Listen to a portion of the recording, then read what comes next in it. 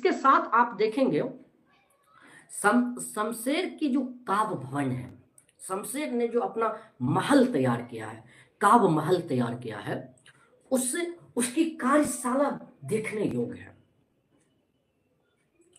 और वह ऐसा घर है जिसमें प्रवेश करने के लिए बड़े जतन की आवश्यकता होती है।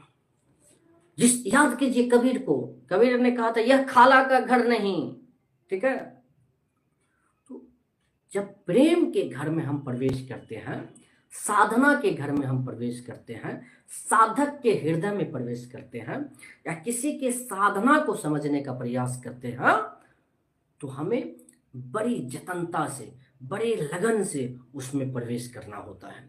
तो आप जब शमशेर के काव्य भूमि में प्रवेश करेंगे, शमशेर के काव्य महल में प्रवेश करेंगे, तो आपको बड़ी सतर्कता रखनी पड़ेगी, बड़ी लगनशील होना पड़ेगा, बड़े लगनशील के साथ आप प्रवेश करेंगे।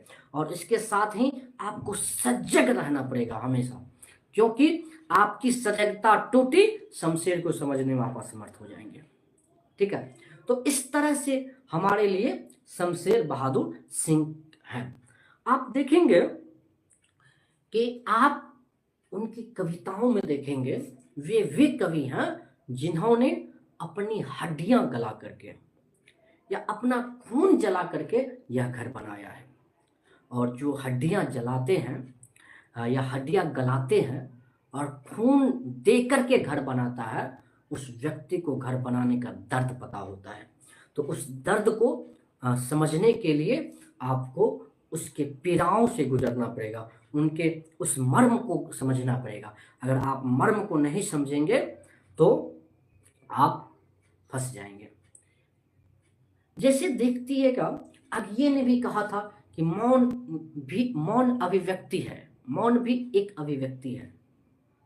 इस मौन का भी आपको शमशेर के यहाँ दिग्दर्शन होगा, ठीक है।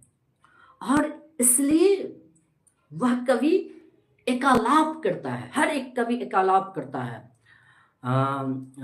मैं थोड़ा सा अभी कहिए कि आत्ममुग्धता का शिकार होता जा रहा हूँ, और मेरी भी कविता संग्रह आ रही है, तो मैं अपनी भावनाओं को नहीं रोक पा रहा हूँ। तो मैं बता दे रहा हूँ कि मैंने भी एकालाप नाम से कविताएं लिखी, और उसमें लंबी छोटी छोटी लंबी कविता, लगभग 20 कविताओं का संकलन है।